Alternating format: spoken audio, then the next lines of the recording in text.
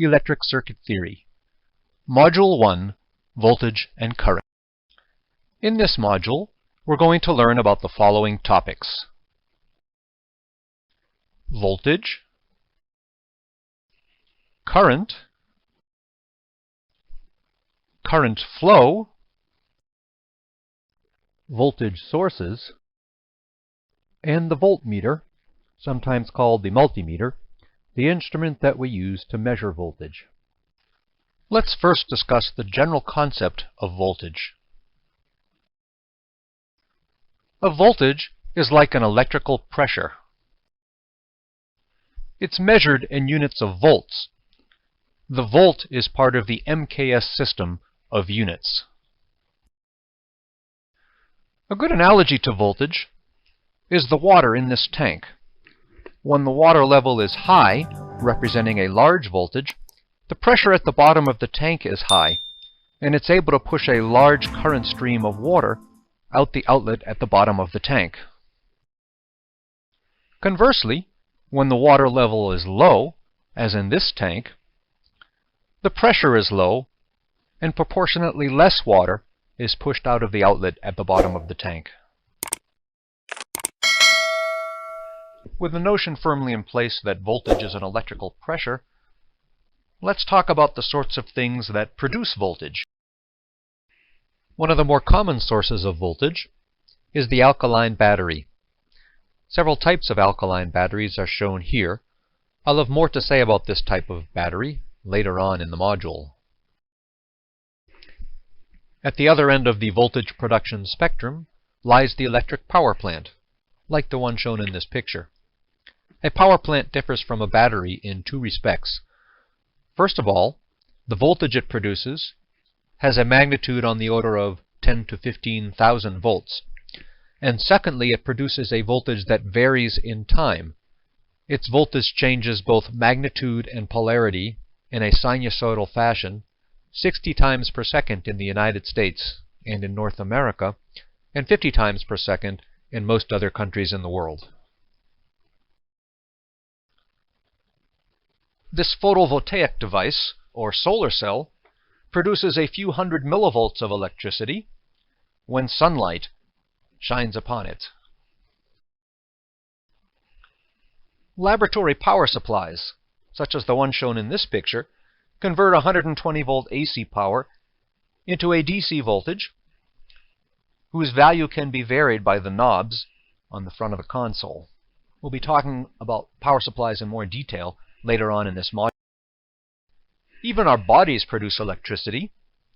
This nerve cell produces a voltage of tens of millivolts when activated by the synapse of a neighboring nerve cell. This voltage travels down the nerve cell in an electrochemical fashion and activates other nerve cells in the brain or nerve cells that go to parts of the body. The general symbol for a voltage source in circuit theory is a circle with plus and minus signs inside.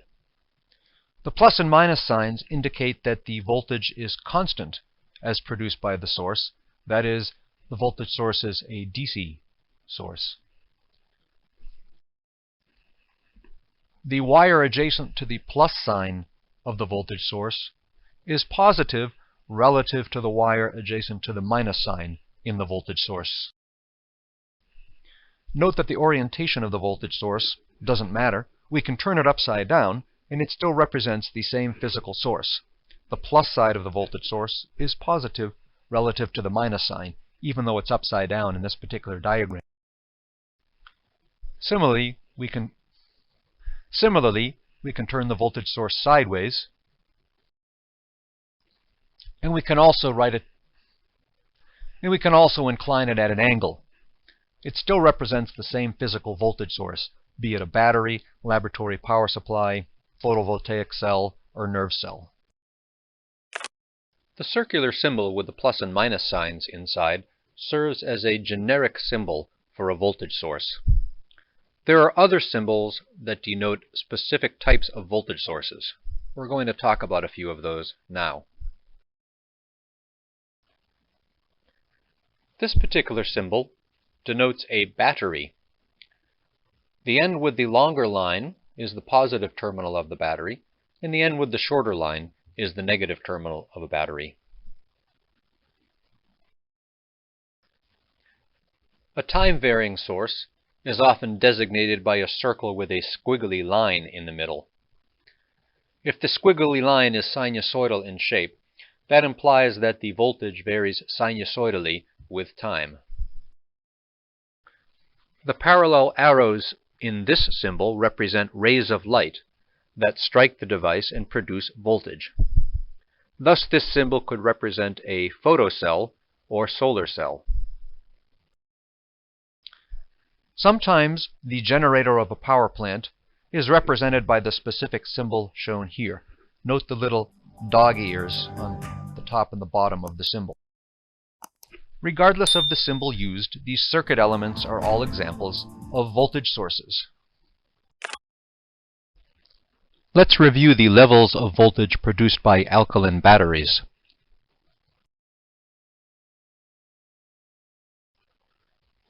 The D cell and the C cell both produce a voltage of 1.5 volts. Again, this level of voltage is related to the chemicals inside the batteries. When the chemicals are depleted or otherwise transformed, the voltage produced by the cell begins to drop.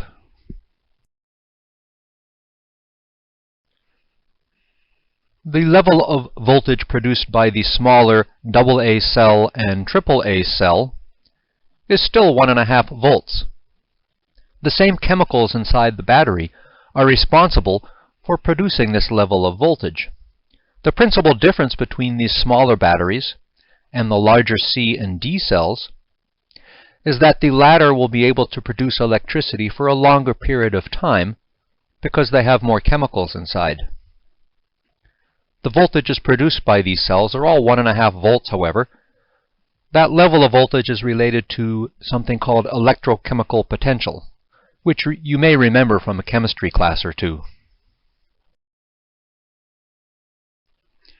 This 9-volt rectangular cell, often called the transistor radio battery, is really a combination of 6 very small 1.5-volt cells that are connected in series so that their voltages add together.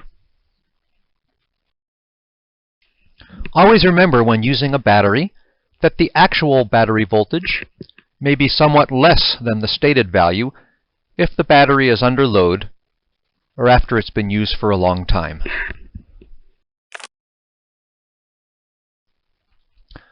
As I mentioned a few slides ago, the generators inside this electric power plant can produce a voltage that has a peak value of about 13,500 volts. That's a lot of voltage. The voltage varies sinusoidally about 60 times a second. A solar cell, or photovoltaic element, is really a junction of two types of semiconductor materials, one called P-type and one called N-type. If you take the electronics course that follows this circuit theory class, you'll learn more about how a solar cell works. When the solar cell is in the dark, it doesn't produce any voltage. Conversely, when light shines on the cell, it produces a few millivolts. In the module shown here, there are 16 such cells connected together in series so that the total voltage produced by the module is probably on the order of a few volts. A nerve cell generates a voltage whose magnitude is on the order of a few millivolts when activated by a synapse from an adjacent nerve cell. Remember that a millivolt is equal to 1/1000th of a volt.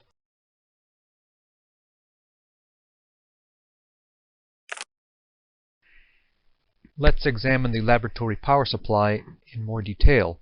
The one shown here is typical of many found in laboratory settings everywhere. This particular supply produces a maximum DC voltage of 10 volts. The magnitude of the voltage produced by this supply can be adjusted by turning this knob on the left. The red and black terminals of the power supply emulate the positive and negative ends of a battery. In this case, the voltage produced by the simulated battery is adjustable, as previously mentioned. The white terminal of this power supply is connected to earth ground via the third prong of the power cord. When the power supply is used, the black terminal can be connected to earth ground so that the red terminal produces a positive voltage relative to ground, or the red terminal can be connected to ground, and then the power supply will produce a negative voltage relative to ground. We'll have more to say about this concept a little bit later on. Always remember the following fact: a voltage is measured between 2 points. It is incorrect to say that voltage exists at a point. The next few slides discuss the way in which we measure voltage. One way of measuring the voltage between 2 points is by using a meter. Many types of meters exist, but the most common one is called the digital multimeter. Here are the steps required to connect the multimeter to the voltage source.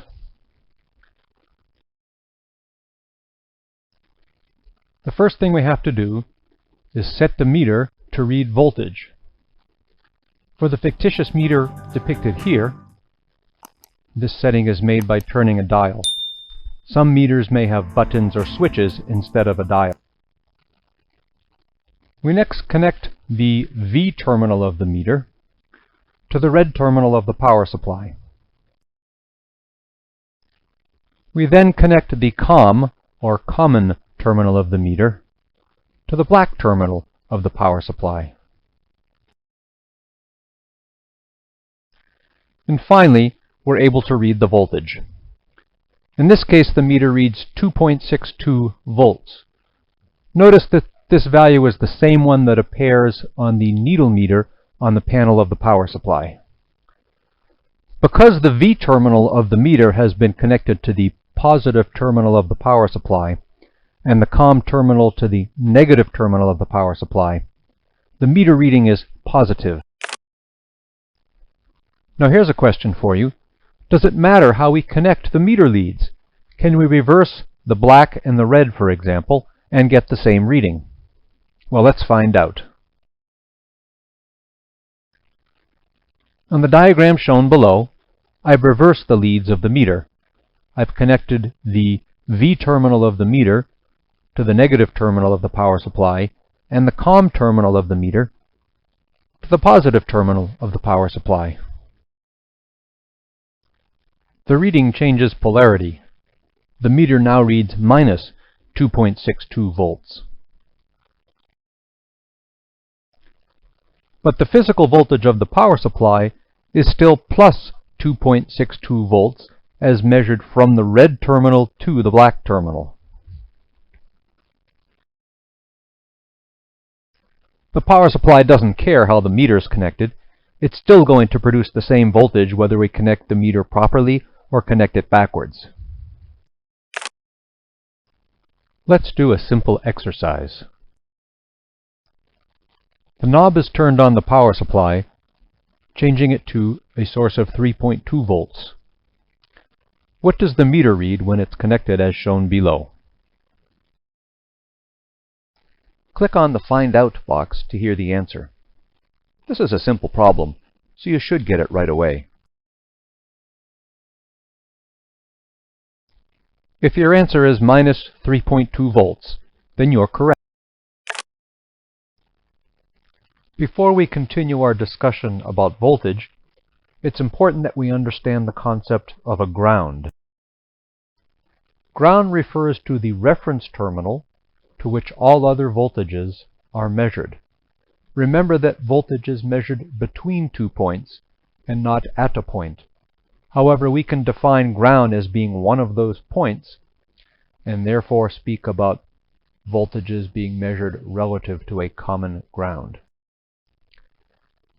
In the schematic diagram shown below, Three voltage sources having different values are all connected to a common ground. The green node is held at a voltage V1 relative to ground. Similarly, the red node is held at a voltage V2 relative to ground, and the yellow node appears at a voltage V3 relative to ground. Because voltages are often measured with respect to a common ground, we sometimes take a shortcut and say that the voltage at a node is V1 volts or V2 volts, but we always mean the voltage between that particular node and the reference ground node. In reality, the Earth is just one big ground node. When electrical access to Earth is readily available, most people use it as the reference ground. In modern electrical equipment, a ground connection to Earth is often made by the third prong of a power cord. The third prong is connected to a wire that goes through the building's electrical system all the way to earth ground. When a common node is chosen as ground, it's customary to label it with the arrow symbol shown here. If the negative terminal of a voltage source is connected to ground, then the other terminal of the voltage source develops a positive voltage relative to ground. Thus, the green, red, and yellow terminals of voltage sources 1, 2, and 3 are positive relative to ground. It's also possible to connect the positive terminal of a voltage source to ground. As is the case with voltage source V4, the negative terminal develops a voltage that is negative with respect to ground. A good way to remember this concept is to think of ground as floor level, and if a voltage is positive relative to ground, it represents an upper floor of the building. If the voltage is negative relative to ground, it represents a basement below ground level. Let's apply what we've learned to the power supply shown here. The white terminal of this power supply is connected to ground via the third prong of the instrument's power cord. Now let's suppose that we connect a wire from the black or negative terminal of the power supply to earth ground. In that case, the red terminal of the power supply becomes positive with respect to ground. In this example, the red or positive terminal of the power supply is connected to ground. In this case, the voltage produced by the black terminal is negative relative to ground. Let's shift gears now and talk about current. Current is the flow of charge from a voltage source. The MKS unit for current is the ampere. 1 ampere is equal to the flow of 1 coulomb of charge per second. In the diagram shown here, wires connect the battery to the light bulb via a switch. When the switch is closed, a complete connection is made from the battery to the light bulb. Current flows out of the positive terminal of the battery, through the light bulb, and back into the negative terminal of the battery, and the light bulb turns on.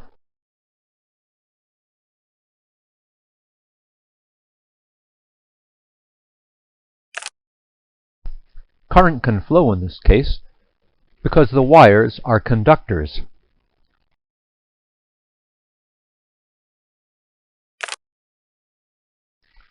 Current cannot flow if the connections between the battery and the light bulb are made with insulators. In the case depicted here, plastic tubing is used to connect the battery to the light bulb. No current flows and the light bulb stays dark. Fortunately, air is a very good insulator. That's why a battery doesn't discharge when it's left on its own. Actually, a battery will discharge very slowly over time, on the order of years, because there are internal conduction paths inside the battery that delete the chemicals creating voltage. However, battery technology is so advanced these days that a battery can lie unused on the shelf for 5 or more years. Let's now take a closer look at what it means for current to flow through a conductor. Electricity flows whenever electrons travel through a conductor. We know this fact from our understanding of basic physics. We call this flow of electrons current.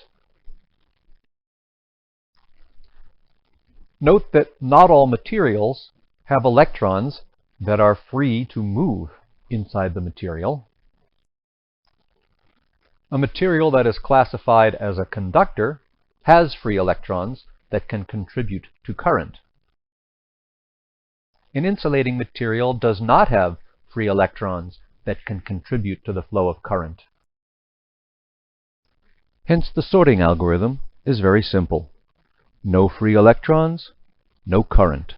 Note that this rule will have to be modified slightly in the next course on electronics because semiconductors have both electrons and something called holes that both contribute to the flow of current. But in this course on circuit theory, we're only going to talk about devices in which electrons contribute to current flow. So indeed, the electrons inside a conductor are free to move. Let's talk about exactly what that means in the context of the wire depicted in this slide. The electrons aren't going to move by themselves. They're only going to move if the wire is part of a circuit that contains at least one voltage source capable of producing enough voltage or pressure to move the electrons through the wire. In the animation sequence that follows, we depict electrons moving through a wire within a circuit that contains one or more voltage sources.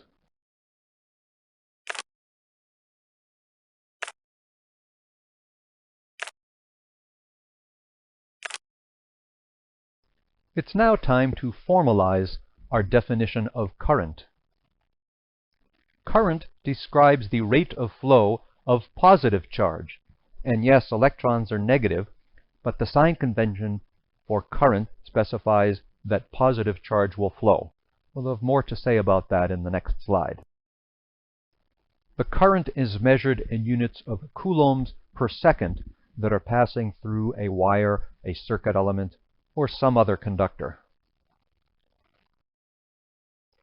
Remember that positive current flow is really a movement of electrons in the opposite direction. Again, to review, 1 ampere is equivalent to 1 coulomb of electrons flowing by per second in the wire in the opposite direction to which positive current flow is defined. Let's examine this definition a little bit more carefully in the next slide. Let's reiterate the sign convention for current flow. Electrons carry negative charge, but positive current flow is defined in the direction that's opposite electron motion. In this example, electron motion is to the left, and again the electrons are driven by a voltage source somewhere in the system, and positive current flow is to the right. It's a little bit like filming a train running backwards and then showing that film backwards. The result is the appearance that the train is moving forward. This sign convention, although confusing, comes from the early days of electricity, when electrons were arbitrarily assigned a negative charge polarity and protons a positive charge polarity. One of the early experimenters, Ben Franklin, arbitrarily defined current he was measuring as positive in some particular direction based on the physical experiment. It was only years later, in the 1800s, that it was discovered that the direction Franklin had defined for positive current flow was really caused by negative electrons flowing in the opposite direction.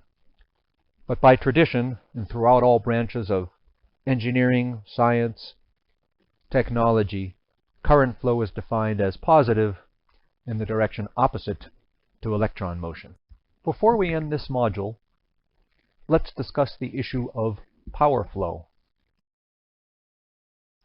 When we analyze an electric circuit, we're free to label the voltage variable across the element in any polarity we please. When we solve for actual voltages and currents in the circuit, the voltage variable may turn out to be a negative number, but we're free to put the plus sign at either end of the element. Once we've done that, we must define the current flow variable as being positive into the positive terminal of the element. This convention is called the passive sign convention. Power is defined as the product of voltage and current. In this case, the voltage and current in question are those that we've defined as variables associated with the element. Let's suppose that we solve for the voltages and currents in the circuit, and we find that V is a positive number and I is a positive number. That means that positive physical current is flowing into the positive terminal of the element. In this case, the power flowing into the element is positive. Now let's apply the same sign convention to a voltage source that feeds a load, in this case a light bulb. In this case, the physical direction of current flow is out of the voltage source, because the voltage source provides power to the rest of the circuit. Hence, if we apply the formal definition of power as the product of V times I, V will be a positive number, but I will be a negative number, and the power flowing into the voltage source will be negative. That's the same as saying that the power flowing out of the voltage source is positive.